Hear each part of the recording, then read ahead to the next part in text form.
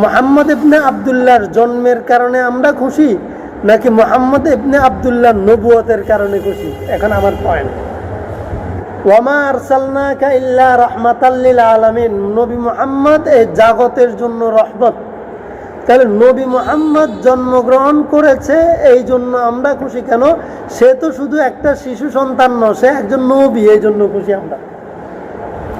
আবার এই নবী মুহাম্মদের জন্মটাই যদি খুশির কারণ হইতো, তাহলে শুধু জন্মটার কারণেই যে ব্যক্তি খুশি হয়েছে, তার নবুয়তের কারণে সেই ব্যক্তি নারাজ হয়েছে, একই ব্যক্তি। এই জন্য জন্মের কারণেই খুশি নয়, নবুয়ত পাবে সন্তান, এই জন্য আমরা খুশি। দেখেন, আবু লাহাব যখন নবী মুহাম্মদুর রাসূলুল্লাহ সাল্লাল্লাহু আলাইহি ওয়াসাল্লামের জন্ম হয়েছে, তখন তার চাচা আবু লাহাব খুশি হয়েছে। কেন? আমাদের বংশের চেরাগ, এই সন্তান নবী হবে এই জন্য না, এই সন্তান নবী হবে এই জন্য খুশি হয় নাই। এই সন্তান ভাইয়ের ঘরে হয়েছে, ভাতিজা, ভাই নাই, ভাইয়ের একটা ছিন্ন স্মৃতি, এই জন্য খুশি হয়েছে।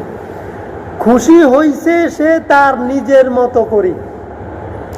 তাইলে দেখা গেছে যে নবীর মুহাম্মদ ইবনে আব্দুল্লাহর জন্মের পরে খুশির দুইটা ধারা আছে, দুই তরিকার খুশি আছে, দুই রকমের খুশি আছে। প্রতি সোমবারের মতো আজকেও এশার নামাজের পরে আল্লাহর কোরআনের মজলিসে বসেছি। আমরা বসি ইমানের তাকাজায়, কোরআনের ভালোবাসায়। কিন্তু দুর্ভাগ্য, আমরা যদি আমাদের চারপাশে দেখি, এত মসজিদ, এত কোরআনের হালকা হয়, মক্তব হয়, মাদ্রাসা হয়, এরপরেও আমাদের মুসলমানদের মধ্য থেকে কিছু ভাই ধোঁকাবাজদের খপ্পরে পড়ে ইমান হারিয়ে ফেলে, বুঝতেও পারে না। যেমন কালকে আমি দেখেছিলাম চৌমোহনীতে কিছু মহিলা, কিছু নারী পত্রিকা বিক্রি করে, আপনারা দেখছেন? হ্যাঁ, গতকাল। এরা হচ্ছে যে হিজবুত তাওহীদের সদস্য, অর্থাৎ মুসলমানদের ভিতরে একটা সংগঠন, এরা যে সংগঠনগুলো কোরআন সুন্নাহের অপব্যাখ্যা করে নিজেদের সুবিধা মতো সাধারণ মানুষ যে কাজগুলোতে অভ্যস্ত, যেভাবে চলতে অভ্যস্ত সাধারণ মানুষ, সেই বিষয়গুলো সামনে এনে মানুষদেরকে ধর্মের নামে সে বিষয়গুলোর সমর্থন যোগায়। যেমন একজন মানুষ স্বাভাবিকভাবে বেপর্দায় চলতে অভ্যস্ত, একজন পুরুষ স্বাভাবিকভাবে তার ঘরে থাকবে, অন্যান্য নারীরা থাকবে যাদের সাথে পর্দা করা দরকার, ভাবি থাকবে, চাচি থাকবে, খালাতো বোন থাকবে, ফুফাতো বোন থাকবে, চাচাতো বোন থাকবে, এদের সাথে ইসলাম বলে পর্দা করা দরকার। কিন্তু একজন মানুষ চায় স্বাভাবিকভাবে সে এদের সাথে স্বাভাবিকভাবে চলাফেরা করবে, আসবে যাবে, কেউ কারো কাছ থেকে নিজের চেহারা লুকাবে না, মন চাইছে তো একসাথে বসে গল্প করবে, কথা বলবে, আড্ডা দিবে। এটা মানুষের স্বাভাবিক চাহিদা, দোষ না, স্বাভাবিক চাহিদা। এই চাহিদাকে নিয়ন্ত্রণ করার জন্য আল্লাহ কোরআনের মধ্যে বিধান দিচ্ছেন, এই চাহিদাকে নিয়ন্ত্রণ করার জন্য। যদি এই চাহিদা না থাকতো তাইলে আল্লাহ কোরআনে বিধান দিতেন না, বুঝিয়েন? এটা না থাকলে কোরআনে বিধান দিতেন না, আছে বলেই তো বিধান দিচ্ছেন, তাই না? তার মানে যদি আল্লাহকে মানতে হয় তাহলে এই বিষয়গুলো মানতে হবে। আল্লাহ সূরা নূরের মধ্যে বললেন, কুল্লিল মুমিনিনা ইয়াগুযু মিন আবসারিহিম ওয়া ইয়াহফাযু ফুরুজাহুম। মুমিন যারা, তারা যেন তাদের চোখ রে হেফাজত করে, অর্থাৎ যেদিকে সেদিকে না তাকায়। চোখ দিছে সব কিছু দেখার জন্য না, আল্লাহ চোখ দিছে যেখানে যেখানে দেখার অনুমোদন আল্লাহ দিছে সেগুলো দেখার জন্য। ওয়াকুল্লিল মুমিনাতি ইয়াগদুদনা মিন আবসারিহিন্না, এবং নারীদেরকে আল্লাহ তাআলা বলছেন তাদের চোখকে হেফাজতে রাখার জন্য, যেন যেখানে সেখানে চোখ না দেয়, মানে যেটা সেটা না দেখে। ওয়া ইয়াহফাযনা ফুরুজাহুন্না, পুরুষকেও বলছে তোমার লজ্জাস্থানকে হেফাজত করো, নারীকেও বলছে তোমার লজ্জাস্থানকে হেফাজত করো। আল্লাহ বলছেন ওয়ালা ইউবদিনা যিনাতাহুন্না ইল্লা মা যাহারা মিনহা, তোমাদের যেটা সুন্দর জিনত, অলংকার, যেটা মানুষ দেখতে মন চায়। একজন নারীকে দেখার জন্য মানুষ প্রথমে কি চায়? চেহারায় তো চায়। একজন নারীকে বিয়ে করাবেন ছেলেকে, তো নারীর কি প্রথমে হাত আর পা চায়? প্রথমে চুল চায়, কি চায়? বোরখা চায়, তার চেহারা চায়, চেহারাটা দেখে। তো এটা হচ্ছে তার সুন্দর। আল্লাহ বলে তোমার সুন্দর যে জিনিসটা সেটা তুমি গোপন রাখো, যতটুকু গোপন রাখা তোমার দ্বারা সম্ভব। ধরেন একজন নারী চেহারা দেখা যায় সুন্দর, এটা ঢাকার জন্য কালো কাপড়ের একটা নেকাব পরা সম্ভব। কালো কাপড় দিয়ে যদি একটা নেকাব পরে একটা মেয়ে, এরপরেও তো এই নেকাবের উপর দিয়েও তো তারা সুন্দর লাগেনি। এখন এই নেকাব আবার ঢাকা সম্ভব? দেখেন আল্লাহ বলে যতটুকু সুন্দর আড়াল করা সম্ভব সেটা করো।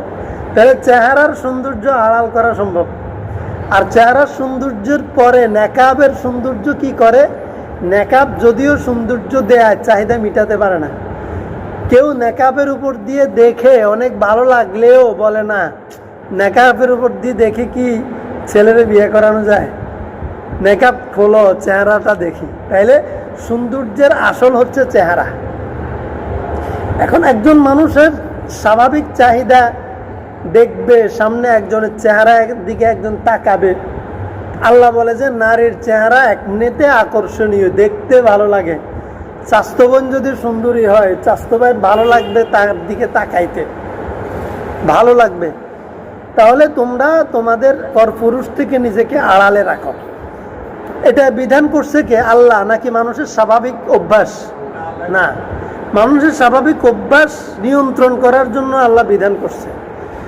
এখন কেউ যদি এই ধর্মের নামে বলে যে ভাই তোমার তো ভালো লাগে একজন নারীকে দেখতে, তুমি দেখিও না, তো কাজটা তার জন্য কঠিন। এই ধর্ম মানা তার জন্য কঠিন।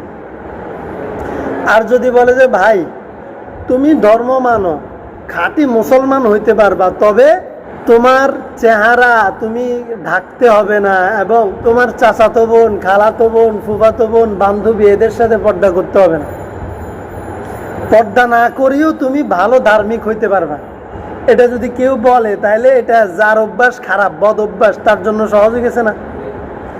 সে তো চিন্তা করবো যাক, যেই ধর্মে সুন্দরী নারী দেখা সহজ ওই ধর্মে পালন করি। ওরা বাজারে নারীদেরকে পাঠিয়ে পত্রিকা বিক্রি করে, হিজবুত তাওহীদ। কয়েকটা কারণের মধ্যে একটা কারণ নারীদের যে পর্দার বিধান এটাকে শিথিল করা, এটা একটা মিশন আকারে এটাকে শিথিল করা। 2 নাম্বার, এরা যে একটা সমাজে এসে সিন ক্রিয়েট করতেছে, একজন মুসলমানকে তারা বিভ্রান্ত করতেছে। নারী হওয়ার কারণে কেউ ওকে কিচ্ছু করতে পারবে না, কিছু বলতে পারবে না, বললে সাথে সাথে নারী নির্যাতন কেস হবে, সহজ। তাহলে নারী যত অপরাধে করুক, মানুষ বাজারে ঘাটে নারীরা কিছু বলতে কিছু করতে 10 বার চিন্তা করবে। কিন্তু যদি পুরুষ আসে উল্টাপাল্টা কথা বলে, মানুষ ধরেও ওই জায়গাতে তারে হাসপাতালের টিকিট ধরাই দিবে, তাই না? তাহলে রিস্ক আছে পুরুষ আসলে, নারী আসলে রিস্ক নাই। তাহলে দেখেন হিজবুত তাওহীদ তাদের মিশনকে বাস্তবায়ন করার জন্য ইসলামকে কিভাবে বিকৃত করতেছে। আর আমাদের মুসলমান সম্প্রদায় সন্তানেরা আকর্ষিত হয়ে তাদের দলভুক্ত হইতেছে। এটা আমাদের জন্য দুর্ভাগ্য না? দুর্ভাগ্য। এখন এটা আমাদের কেন হচ্ছে? যে আমি যে মুসলমান, আমার ধর্মের বিষয়ে আমার অনুভূতি নাই, আমার ফিলিংস নাই, আমার ধর্মের বিষয়ে আমার আগ্রহ নাই। আমার বয়স 12 বছর, 14 বছর, 20 বছর, 30 বছর, 50 বছর হয়ে গেছে, আমার ধর্মের বিষয়ে আমার এক্সট্রা কোনো আগ্রহ নাই। এই যে আমি যে মুসলমান হইলাম, কেন মুসলমান হইলাম? হিন্দু হইলাম না কেন? খ্রিস্টান হইলাম না কেন? ইহুদি হইলাম না কেন? আল্লাহ মাফ করুন, আমি মুসলমান রইলাম কেন? কত মানুষ তো মুসলমান হওয়ার পরও নাস্তিক হয়ে যাইতেছে, আমি হইতেছি না কেন? নাস্তিক হয়ে সে বিভিন্ন ইউরোপ রাষ্ট্রে সেটেল হয়ে যাইতেছে, অনেক টাকা পয়সা তার সমর্থন করে, রাষ্ট্র তার সমর্থন করে, প্রশাসনও তার সমর্থন করে, সাপোর্ট দেয়। সংখ্যালঘু 2-3 জন হওয়ার পরেও আমি কেন হইতেছি না? একটা বিষয় আছে না? তা আমি কেন আমার এই ইসলামটাকে আঁকড়ে রাখলাম, এই বিষয়টা আমার জানা দরকার। আমার জানার আগ্রহ নেই, আগ্রহ শুধু ওয়াজে না শুনি, আমার ধর্মটা জানার জন্য আমার আগ্রহ নেই। এরপরে এই ধর্মটা যাকে কেন্দ্র করে, তার নাম কি মুহাম্মদুর রাসূলুল্লাহ সাল্লাল্লাহু আলাইহি ওয়াসাল্লাম, তার সম্পর্কে জানার আমার কোনো আগ্রহ নাই। আমি ছোটবেলায় কালিমা তয়্যিবা পড়েছিলাম, লা ইলাহা ইল্লাল্লাহু মুহাম্মাদুর রাসূলুল্লাহ, কালিমা পড়ছি, শিখছি। বড় হইতে হইতে বুঝছি যে আমি তো মুসলমান, আমি তো কালিমা পড়ি, কালিমা পারি সাচ্ছে।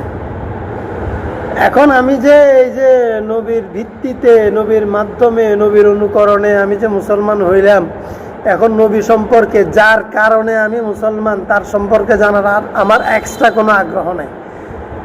না হওয়ার কারণে বিভিন্ন সময় ধর্মকে কেন্দ্র করে কত কিছু ঘটে, আমি কোন পক্ষে থাকবো বুঝতে পারি না। পর আমি দাইনাহারি কই, আমি সুন্নিও না, ওয়াহাবিও না, শিয়াও না, আমি মুসলমান। কিছু বুদ্ধিজীবী আমি কোনোটা না, আমি মুসলমান। তো আবার তুমি কোন ক্যাটাগরির মুসলমান সেটা বলো। নবী তো বলছেন মুসলমান ৭৩ দল হবে। নবী বলছেন যে আমার উম্মত ৭৩ দল হবে, ৭২ দল জাহান্নামে যাবে, ১ দল জান্নাতে যাবে। নবীর উম্মতে তো মুসলমান, কি বুঝেন? নবীর উম্মতে তো মুসলমান। তাহলে নবী প্রকারান্তরে নবী বলছেন মুসলমান ৭৩ দল হবে, ৭৩ রকমের মুসলমান হবে।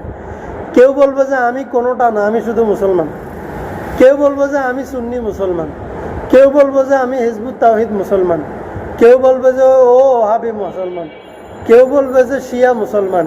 কেউ বলে যে কাদিয়ানি মুসলমান। বিভিন্ন নামে মুসলমান, সে মুসলমান। বুঝেন, এটা খুব বুঝেন। এই যে এভাবে কয় দল হবে মুসলমানের মধ্যে?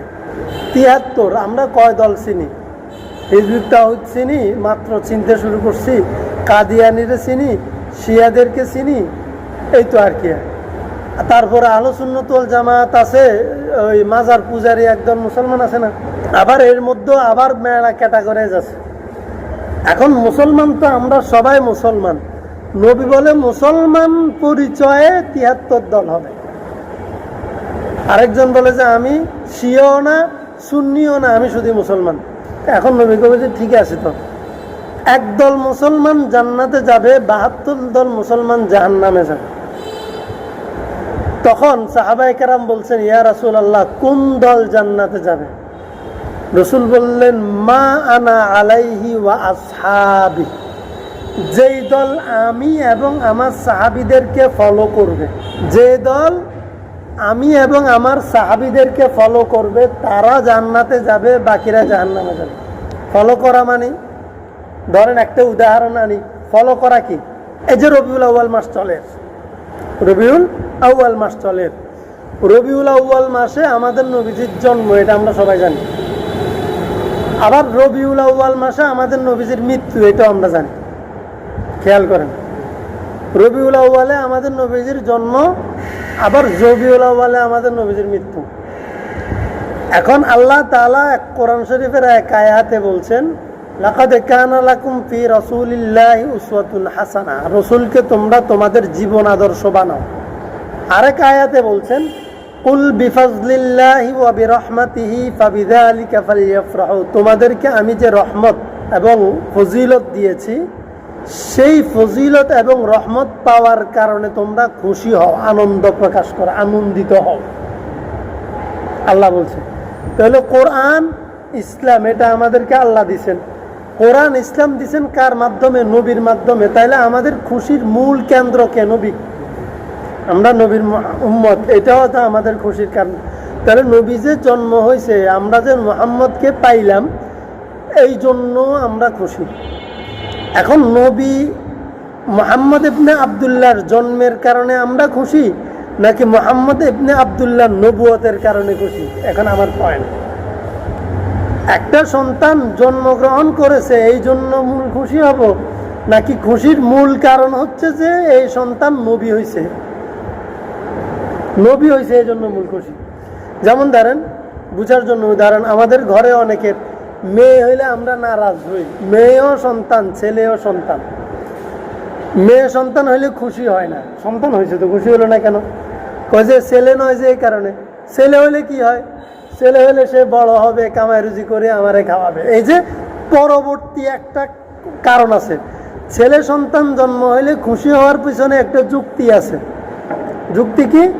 ছেলেটা বড় হইলে কামাই রুজি করলে খাওয়াবে, ছেলে বিয়ে করাইলে তার বউ রান্না বান্না করবে, আমরা বুড়া বুড়ি খামু। নয় কেমনি বুড়া বুড়ি রান্না বান্না করা সম্ভব? আমাদের সেবা শ্বশুরে করবে কে?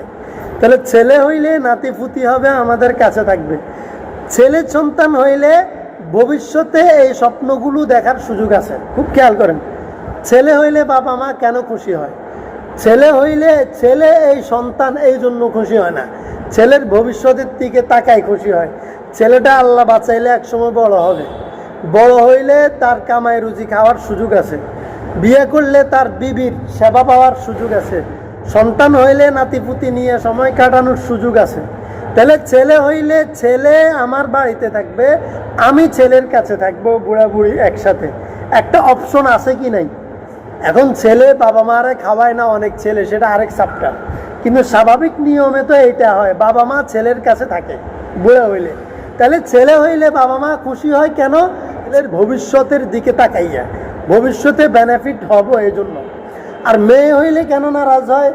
মেয়ে হইলে ভবিষ্যতে এই মেয়েটাকে বিয়ে দিয়ে আরেকজনের বাড়িতে পাঠাই দিব, এই মেয়ের কামাই রুজিতে আমি উপকৃত হব না, মেয়ের নাতিপুতি নিয়ে আমি খেলার সুযোগ পাবো না, মেয়ের সংসারে গিয়ে আমরা বুড়া বুড়ি থাকার অপশন নাই। তাহলে আমরা মেয়ে হয়েছে বুড়া বুড়ি থাকুম বুড়া বয়সে কার কাছে? বরং তার পিছনে খরচ। এটা একটা যৌক্তিক কারণ, যদি এটা ইসলাম সমর্থন করে না, কিন্তু যারা নারাজ হয় খুশি হয় এই কারণে হয়। তাহলে নবী মুহাম্মদুর রাসূলুল্লাহ সাল্লাল্লাহু আলাইহি ওয়াসাল্লাম আব্দুল্লাহর ঘরে জন্মগ্রহণ করেছে। আব্দুল্লাহর ঘরে আমেনার কোলে মুহাম্মদ নামক একটা শিশু সন্তান জন্ম হয়েছে। এই শিশু সন্তানের জন্মে আমরা খুশি কেন? কারণ কি? খুশির দুইটা তরিকা আছে। একটা কারণ হচ্ছে আল্লাহ যে বলছেন আমি তোমাদের জন্য রহমত দিছি, এই রহমতের কারণে তোমরা খুশি হও। ওয়ামা আরসালনাকা ইল্লা রাহমাতাল লিল আলামিন, নবী মুহাম্মদ এই জগতের জন্য রহমত। তাহলে নবী মুহাম্মদ জন্মগ্রহণ করেছে এই জন্য আমরা খুশি কেন? সে তো শুধু একটা শিশু সন্তান নয়, সে একজন নবী, এই জন্য খুশি আমরা। আবার এই নবী মুহাম্মদের জন্মটাই যদি খুশির কারণ হইতো, তাহলে শুধু জন্মটার কারণেই যে ব্যক্তি খুশি হয়েছে, তার নবুয়তের কারণে সেই ব্যক্তি নারাজ হয়েছে, একই ব্যক্তি। এই জন্য জন্মের কারণেই খুশি নয়, নবুয়ত পাবে সন্তান, এই জন্য আমরা খুশি। দেখেন আবু লাহাব যখন নবী মুহাম্মদুর রাসূলুল্লাহ সাল্লাল্লাহু আলাইহি ওয়াসাল্লামের জন্ম হয়েছে, তখন তার চাচা আবু লাহাব খুশি হয়েছে কেন? আমাদের বংশের চেরাগ, এই সন্তান নবী হবে এই জন্য না, এই সন্তান নবী হবে এই জন্য খুশি হয় নাই। এই সন্তান ভাইয়ের ঘরে হয়েছে, ভাতিজা, ভাই নাই, ভাইয়ের একটা ছিন্ন স্মৃতি, এই জন্য খুশি হয়েছে। খুশি হয়েছে সে তার নিজের মতো করি। তাইলে দেখা গেছে যে নবীর মুহাম্মদ ইবনে আব্দুল্লাহর জন্মের পরে খুশির দুইটা ধারা আছে, দুই তরিকার খুশি আছে, দুই রকমের খুশি আছে। যেমন একজন বাবা সন্তান জন্মের পরে খুশি হয়, সন্তান বড় হওয়ার পরে এখন সন্তানের আচরণে অতিষ্ঠ হয়ে কেস দিয়ে না থানা চার লই জানে সন্তান হেঁটে না আলো না আসিল, এই সন্তান ভুল করে আইছি। আবার মা কয় এই সন্তান এরকম হবো, ডাকাইতেবো, ইয়াবা করবো, জানলে এই সন্তান মায়ের গায়ে বাবার গায়ে হাত তুলবো, জানলে এরা আমরা দুধ মুখে না দিই নুন দিয়ে মারিয়া লেতাম। তাহলে বাবা সন্তান জন্মের কারণে খুশি হয়েছে, কিন্তু বড় হওয়ার পরে নারাজত হয়েছে। তাইলে এক সময় যায় খুশি আর খুশি থাকে না, তাই না? এখন আমি খুশি তো হব নবী মুহাম্মদের জন্মের কারণে, খুশি কোন পয়েন্টে হবে এটা মূল বিষয়। নবীর জন্মের খুশি ঠিক আছে, কিন্তু কোন পয়েন্টে আমি খুশি হব এটা ইম্পর্টেন্ট আমার জন্য। ওই পয়েন্টটা কার কাছ থেকে নিব? এখন আমার সামনে নবীর খুশির দুইটা সূরত আছে, নমুনা আছে। একটা নমুনা হচ্ছে যে নবী যখন জন্মগ্রহণ করছেন তখন আবু লাহাব ওনার আপন চাচা যে বাদী এসে সংবাদ দিছে, সুয়েবা বলছে যে তুমি আমারে আজকে এত খুশির সংবাদ দিছ, এই খুশি তো তোমারা আমি মুক্ত করে দিলাম, যাও আজাদ করে দিলাম, আজকে থেকে তুমি স্বাধীনভাবে বাঁচে থাকো। অর্থাৎ আজাদ করে দিছে ওনার বাদিকে। ভুঁড়ি বুঝের আয়োজন করছে আবুল আহাব ভাতিজার জন্মের খুশিতে। এই ভাতিজা যখন আস্তে আস্তে বড় হয়েছে, যখন নবী হয়েছে, নবী হওয়ার পরে ঠিক এই আবুল আহাব, এই চাচা, এই ভাতিজাকে বলে তাব্বান লাকা আলিহাজা দাওতানা, তুমি ধ্বংস হও, তুমি কি আমাদেরকে এই ইসলামের জন্য, এই ধর্মের জন্য বুলাইছো? একই ব্যক্তি কিন্তু। তাহলে যেই ব্যক্তি জন্মের আনন্দে আনন্দিত হয়েছে, বাঁধি আজাদ করছে, বুড়িবুজ জিয়াবত করছে, ওই ব্যক্তি নবুয়তের আদর্শ দেখি সে নারাজ হয়েছে, ধ্বংস কামনা করছে। তাইলে আবুল আহাবের খুশির নমুনা পাইছি তো। তাইলে নবীর জন্মের, মুহাম্মাদের জন্মের আনন্দের একটা তরিকা পাইছি আমরা। ওই তরিকা হচ্ছে আবুল আহাবের তরিকা। নবী মুহাম্মাদের জন্মের আনন্দের একটা তরিকা কি? আবুল আহাবের তরিকা। আবুল আহাব খুশি হয় না, একথা বললেই সিরাত মিথ্যা হবে, ইতিহাস মিথ্যা হবে। সে খুশি হয়েছে জন্মে, কিন্তু আদর্শে নারাজ হয়েছে, জন্মে খুশি হয়েছে। এরপরে ওই নবী মুহাম্মদ সাল্লাল্লাহু আলাইহি ওয়াসাল্লাম নবী হওয়ার পরে সাহাবায়ে কেরাম ওনাকে বলছেন, সোমবারে আপনি রোজা রাখেন কেন?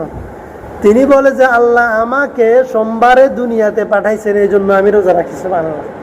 আমার জন্ম সোমবারে হয়েছে, এই জন্য আমি রোজা রাখি। হয় তরিকা একটা হয়েছে জন্মের আনন্দে জিয়াবত করা, আরেকটা হচ্ছে যে জন্মের আনন্দে রোজা রাখা, ইবাদতে মশগুল হওয়া। জন্মের আনন্দে জিয়াবত করা আবুল আহাবের আদর্শ, আর জন্মের আনন্দে রোজা রাখা মুহাম্মদুর রাসূলুল্লাহর আদর্শ। সুবহানাল্লাহ। এখন যারা আবুল আহাবের আদর্শে আদর্শবান হইয়া মুহাম্মদের জন্মের আনন্দ করে, তারাও কিন্তু বলে যে আমরা মুসলমান। হাটাজারিতে আক্রমণ করছে, সারা বাংলাদেশে তাজিয়া মিছিল করছে। আচ্ছা বলেন তো, এদের এই যে তাজিয়া মিছিলের যে ধরন, কিছুদিন আগে চৌমোহনীতে হিন্দুদের রথযাত্রা দেখছেন নি? দেখছেন না? আচ্ছা, হিন্দুদের রথযাত্রার যে সিস্টেম, যে চিত্র, আর ওদের এই তাজিয়া মিছিলের এই চিত্র একরকম লাগেনি। মানে মিছিলের সিস্টেম একরকম নেই, স্লোগান ভিন্ন। এরা স্লোগান দেয় মুহাম্মদুর রাসূলুল্লাহ সাল্লাল্লাহু আলাইহি ওয়াসাল্লামের নামে, এরা স্লোগান নেয় মূর্তির নামে। স্লোগান ভিন্ন, কিন্তু এই মিছিলের এক পয়েন্ট অফ ভিউ দেখতে একরকম চিত্র। আবুল আহাব মার্কা তো, আবুল আহাব কিন্তু মূর্তি পূজারী, হিন্দুত্ববাদী। তাইলে আবুল আহাব মার্কা আনন্দ এটা, আর রসুল মার্কা আনন্দ কোনটা? রোজা রাখা। আল্লাহ তো বলছে আনন্দ হইতো, আল্লাহ তো কয় না আনন্দে মিছিল করতো। এখন আনন্দ হওয়ার বিভিন্ন সিস্টেম আছে। আমাদের কোনো নিয়ত পূর্ণ হয়, আমরা খুশি হইয়া আল্লাহর রাস্তায় 2 টাকা দান করিনি। আমাদের কোনো আনন্দ হইলে আমরা আবার আনন্দে মসজিদে আসি, 2 রাকাত নামাজ পড়িনি, সালাতুল শুকর। আবার অনেক সময় কোনো খুশিতে আনন্দে আমরা রোজা রাখিনি, করি না? এটা তো আনন্দ প্রকাশ, এটাও তো আনন্দ প্রকাশ।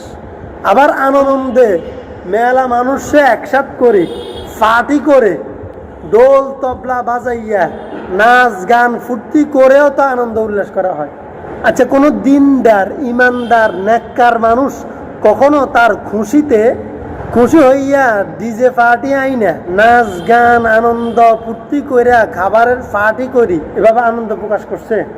কোনো নেককার কখনো দেখছেন? কি করছে? মসজিদে আসি সেজদা দিছে, শুকর, 2 রাকাত নামাজ পড়ছে, অথবা আল্লাহ রাস্তায় দান করে দিছে, গরিবদেরকে ডাকিয়ে আনি খাওয়াইছে গরিবদেরকে। এভাবে ডোল তবলা বাজাইয়া আনন্দ উল্লাস করে নাই। একটা হচ্ছে আনন্দ করা, আর একটা উল্লাস করা, তাই না? আল্লাহ বলছে যে ওয়া বিরহমাতি ফাবিযালিকা ফালইফরাহু, নবীর জন্মের আনন্দে তোমরা আনন্দিত হও। এখন নবীর জন্মের আনন্দে তোমরা কি ওই ব্যক্তির তরিকা ফলো করে আনন্দিত হইবা যেই ব্যক্তি নবীর জন্মের সময় আনন্দিত হয়েছে, কিন্তু নবীর নবুয়তের সময় নবীর ধ্বংস কামনা করছে? একই ব্যক্তি। তোমরা কি সেই ব্যক্তির ফলো করে আনন্দ প্রকাশ করবে, নাকি যেই নবীর জন্মের জন্য আনন্দিত হইছ ওই নবী তার জন্মে যেইভাবে আনন্দ প্রকাশ করছে ওইভাবে আনন্দিত হইবে? এখন আসে, নবী বলছে কি, কিয়ামতের আগে আমার মুসলমানদের মধ্যে, উম্মতের মধ্যে 73 দল হবে, 72 দল আমার উম্মত, কিন্তু জাহান্নামী 1 দল আমার উম্মত জান্নাতি। সাহাবায়ে কেরাম বলেন কোন দল জান্নাতি?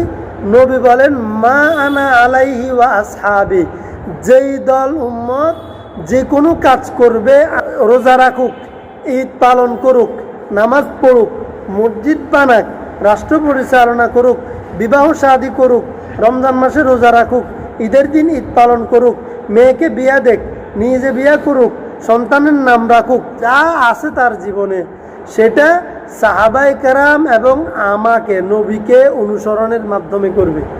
যে নবী এই কাজ কেমনে করছে, অথবা সাহাবায়ে কেরাম এই কাজ কেমনে করছে। এখন আল্লাহ যেহেতু বলছে যে নবীর জন্মের আনন্দে আনন্দিত হও, এখন আমরা আনন্দিত হব। দেখি সাহাবায়ে কেরাম নবীর জন্য কি আনন্দ হয় নাই? তারা কিভাবে নবীর জন্মদিন পালন করছে দেখি। সাহাবায়ে কেরাম এভাবে বুড়ি ভোজের আয়োজন করে নাই। সাহাবায়ে কেরাম তাজিয়া মিছিল বাহির করে নাই। তো আমরা বাহির করব না, যেহেতু সাহাবীর মতো করলে জান্নাতে যাবে বলছে। সাহাবীর মতো না করিয়েও মুসলিম পরিচয় দিয়ে পৃথিবীতে থাকা যায়, জান্নাতে যাওয়া যায় না। জান্নাতে যাওয়ার জন্য সাহাবীর অনুসরণের মাধ্যমে, তরিকা ফলো করার মাধ্যমে লাগবে। অথবা সে আনন্দ আবুল আহাবের মতো করিয়েও করা যায়, কিন্তু আবুল আহাবের মতো করলে জান্নাতে যাওয়া যাবে না, নবীর অনুসরণ করা হবে না। এখন আসেন, নবীর জন্মের আনন্দ এখন সাহাবী কেন করে নাই? আমরা আরেকটা যুক্তিতে গেলাম।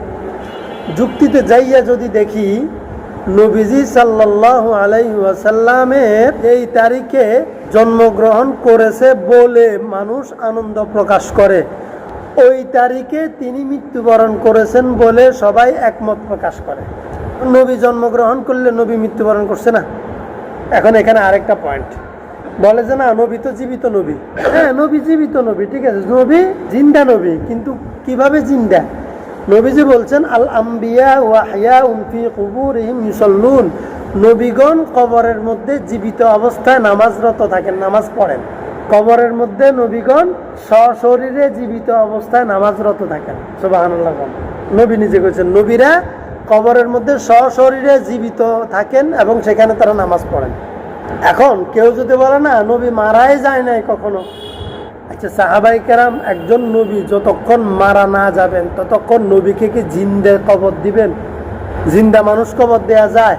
যদি কেউ বলে যে নবী মারাই যায় নাই কখনো, নবীরে জীবিত অবস্থায় কবরের মধ্যে ঢুকাই দিয়েছে সাহাবায়ে কেরাম, তাহলে সাহাবায়ে কেরামের মতন জালেম নাউজুবিল্লাহ পৃথিবীতে আর কাউকে বানানো হয়? নবীরে জিন্দা কবর দিয়ে দিছে নাউজুবিল্লাহ না। তাহলে ঘটনা কি করছে? নবীর হায়াত শেষ হওয়ার কারণে শেষ হয়েছে। আল্লাহ বলে ইন্নাকা মাইয়িত, নবী আপনিও মরণশীল এবং অন্যরাও মরণশীল। এই কারণে নবী আপনি মারা গেছেন। নবী যখন দুনিয়ার জীবনে মারা গেছে, মারা যাওয়ার পরে 3 দিন নবীর লাশ উপরে, 3 দিন পরে নবীর লাশ দাফন করছে, সমাধা করছে, খেলাফত ধারণ হয়েছে, তাই না? তাইলে এই 3 দিন নবীর সংসার, নবীর সাথে কি আম্মাজান আয়েশা সংসার করছেন? আম্মাজান আয়েশার ঘরে তো 3 দিন এই নবীর লাশ ছিলেন। এই 3 দিন এই কবরস্থ করার আগে নবীজি কি নামাজের ইমামতি করছেন? আচ্ছা নামাজের ইমামতি করেন না, এই 3 দিন আগে আলী রাদিয়াল্লাহু তাআলার কাঁধে ভর করে নবীজি মসজিদে আসছেন। যেই দিন এই যে 12 রবিউল আউয়াল যে নবীজি মারা গেছেন বলে, ওই দিনের পরে যে 3 দিন কবর দেয় নাই, রওজা মুবারকে তো ওনাকে দাফন করে নাই, এই 3 দিন উপরে ছিল। নবীজি কি এই 3 দিন সবার সাথে মসজিদে নামাজে উপস্থিত ছিলেন? তাহলে নবী জীবিত ছিলেন না। নবী জীবিত থাকলে অবশ্যই উপস্থিত হইতেন, অসুস্থ অবস্থা উপস্থিত হয়েছেন না? তাহলে জীবিত নবী অবশ্যই নামাজে শরীক হয়েছেন। তাহলে মৃত যেহেতু নামাজ নাই, নামাজে শরীক হন নাই, আর মৃত যেহেতু নবীরে দাফন করা হয়েছে। সুবহানাল্লাহ। দাফন করার পরেই আমরা জানি 40 কদম আসার পরে মুনকার নকির সওয়াল করা শুরু করে। তার মানে দাফন করা শেষ হইলে অন্য একটা জগতের সূচনা হয়। সেই জগতে আমাদের সাধারণ মানুষের জীবন একরকম হবে, কিন্তু নবীর জীবন সশরীরে জীবিত। সুবহানাল্লাহ।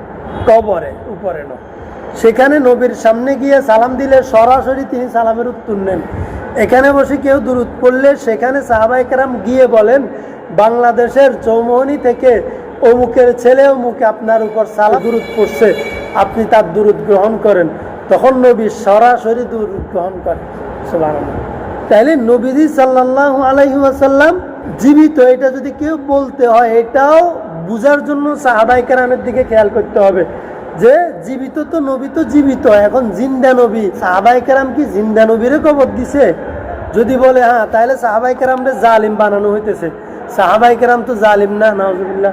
এই নবীর জন্য জীবন, যৌবন, সম্পদ, পরিবার, রাষ্ট্র সবকিছু ত্যাগ করছে। এই নবী যখন ইন্তেকাল করছে, সাহাবায়ে কেরামের কানে আওয়াজ গেছে, ওমর বলে যে বলবে নবী মারা গেছে তারে আমি হত্যা করব, কারণ আমি এটা মানতে পারি না নবী মারা গেছে। আবু বকর বলে যে মুহাম্মাদুন কদমাত, হে ওমর থামো, ঠান্ডা হও, এটা তোমার আবেগ, মুহাম্মদ অবশ্যই মারা গেছে। এখন কেউ যদি বলে ও ওমর তো কইছে যে নবী মারা গেছে, কোন যাইতো না, এরপরে এটা ঠিক আছে, প্রথম মানলাম। একজন মানুষ যখন না জানি বলবে যে নবী মারা গেছে, কোন যাইতো না, এরপরে আবু বকর এসে বলে যে মুহাম্মাদুন কদমাত, অবশ্যই মুহাম্মদ ইন্তেকাল করেছেন, ইন্নাকা মাইয়িতুন ওয়া ইন্নাহুম মাইয়িতুন, আল্লাহ তাআলা ঘোষণা করছেন, এবং অন্যান্য নবীরাও মারা গেছে। ওয়ামা মুহাম্মাদুন ইল্লা রাসূলুন ক্বাদ খালাত মিন ক্বাবলিহির রুসুল আফাইম মাতা আও কুতিলা ইনকালাবতুম আলা আকাবিকুম। যখন এই আয়াতটা আবু বকর সিদ্দিক তেলাওয়াত করছেন ওমরের সামনে, এরপরে কি ওমর আর দ্বিতীয়বার বলছে খবরদার নবীরে কেউ মরে গেছে কইতে আইতা না। এখন কেউ যদি না জানি আবেগে বলি ফেলে ওমরের মতো, ওমরকে দলিল বানাই, ওমর যেরকম আবেগে বলি ফেলছে মুহাম্মদরে কেউ মৃত্যুবরণ করছে বলতে পারবে না। সুতরাং এই কথা সাহাবায়ে কেরামকে ফলো করার জন্য আল্লাহ রসুল বলছে, আমিও সাহাবী ওমরকে ফলো করে বলবো মুহাম্মদ মারা যায় নাই। প্রথম আচ্ছা বললাম মুহাম্মদ মারা যায় নাই, এখন দ্বিতীয় পার্টে চলে আসেন।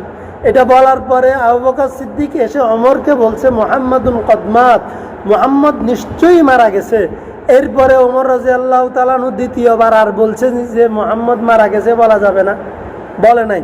তাইলে আমি বলবো কেউ যদি ওমরকে অনুসরণ করে আবেগের বশবর্তী হয়ে এই কথা বলতে চায় যে নবী মারা যায় না, তাইলে তুমি জীবনে শুধু একবার বলার অনুমতি আছে। কয়বার?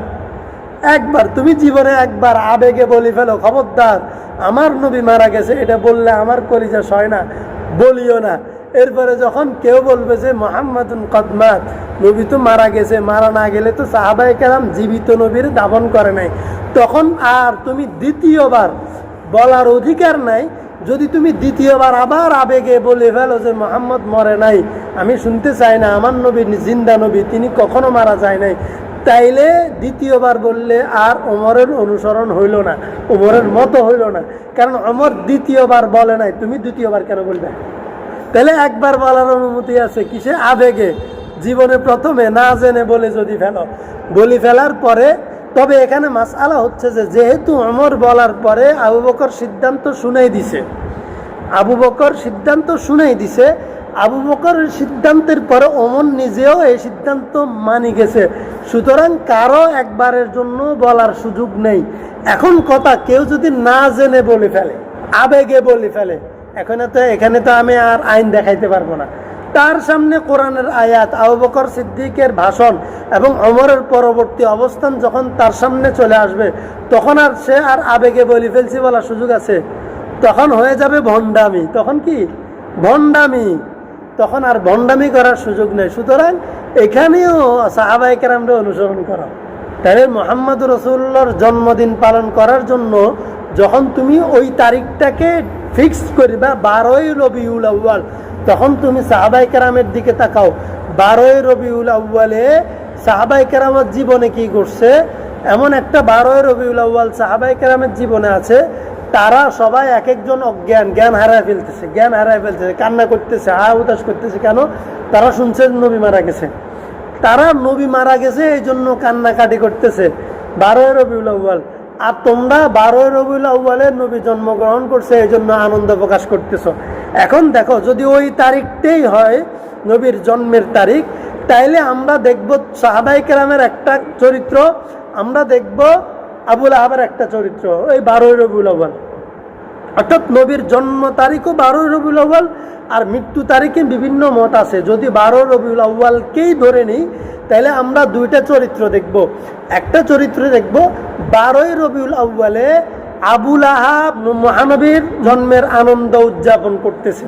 আবার দেখব 12ই রবিউল আউয়াল সাহাবায়ে কেরাম নবী মুহাম্মদুর রাসূলুল্লাহ সাল্লাল্লাহু আলাইহি ওয়াসাল্লামের মৃত্যু বেদনায় শোকাতুর অবস্থায় জ্ঞান হারায় ফেলছে। এখন তুমি কোন দিকে যাবে? আবু লাহাবের পক্ষে না আবু বকরের পক্ষে? 12ই রবিউল আউয়াল মানে নবীর জন্মদিন, নবীর মৃত্যুদিন। তুমি যদি তাকাও দেখবে যে একই তারিখে 12ই রবিউল আউয়াল আবুল আহাব আনন্দ প্রকাশ করতেছে, আনন্দ উদযাপন করতেছে মুহাম্মদ ইবনে আব্দুল্লাহর জন্মের দিন। আর 12ই রবিউল আউয়াল সাহাবায়ে কেরাম মুহাম্মদ রাসূলুল্লাহর মুহাম্মদ ইবনে আব্দুল্লাহর মৃত্যুর শোকে কাতর হয়ে জ্ঞান হারায় ফেলতেছে। তুমি কি আবুল আহাবের অনুসারী মুসলমান নাকি তুমি আবু বকরের অনুসারী মুসলমান? আবু বকরের অনুসারী মুসলমান হলে তুমি খাঁটি মুসলমান, আর আবু লাহাবের অনুসারী মুসলমান হলে তুমি ভণ্ড মুসলমান। কারণ আবু লাহাব কি মুসলমান ছিল? আবু লাহাব কাফের ছিল, মূর্তি পূজারী ছিল। এই আবু লাহাব মুহাম্মদ রাসূলুল্লাহর আদর্শের উপর ক্ষিপ্ত হয়ে নবী মুহাম্মদের ধ্বংস কামনা করছে। এর জবাব দিতে গিয়ে আল্লাহ তাআলা সূরাতুল লাহাব তাব্বাত ইয়াদা আবি লাহাবি ওয়া তাব এই সূরাটা নাযিল করছে। তাহলে যেই ব্যক্তির ধ্বংস কামনা করি আল্লাহ তাআলা সূরা কামনা করছে, ওই ব্যক্তি নবীর জন্মের আনন্দে 12ই রবিউল আউয়াল আনন্দ উদযাপন করে। আর যেই ব্যক্তি আবু বকর, ওমর, ওসমান, আলীর অনুসরণ করার জন্য ফাইন আমানু বিমিসলি মা আমানতুম বি ফাকাদ ইহতাদাও, আল্লাহ কোরআনের আয়াত নাযিল করছে আমিনু কামা আমানান নাস। কই যে ব্যক্তিদেরকে অনুসরণ করার জন্য আল্লাহ বলছে সেই ব্যক্তিগণ 12ই রবিউল আউয়াল নবীর মৃত্যু বেদনায় কাতর হয়ে গেছে। তুমি কি করবে করো। আর নবী এই 12ই রবিউল আউয়াল টাউয়াল এগুলাকে হিসাব না করে তিনি প্রত্যেক সোমবারে, সপ্তাহের একদিন প্রত্যেক সোমবারে রোজা রাখছে। তিনি জন্মগ্রহণ করছে এই জন্য। এখন তোমরা কোন পথে যাবে চিন্তা করো। 12ই রবিউল আউয়াল তোমরা কি সাহাবায়ে কেরামের অনুসরণ করবে না আবুল আহাবের অনুসরণ করবে? তাহলে এইভাবে মুসলমানরা বিভ্রান্ত হইতেছে, বুঝছেন? আল্লাহ তাআলা আমাদের ঈমানকে নিরাপদ করুন, আমিন। ওয়া আখিরু দাওয়ানা আলহামদুলিল্লাহি রাব্বিল আলামিন।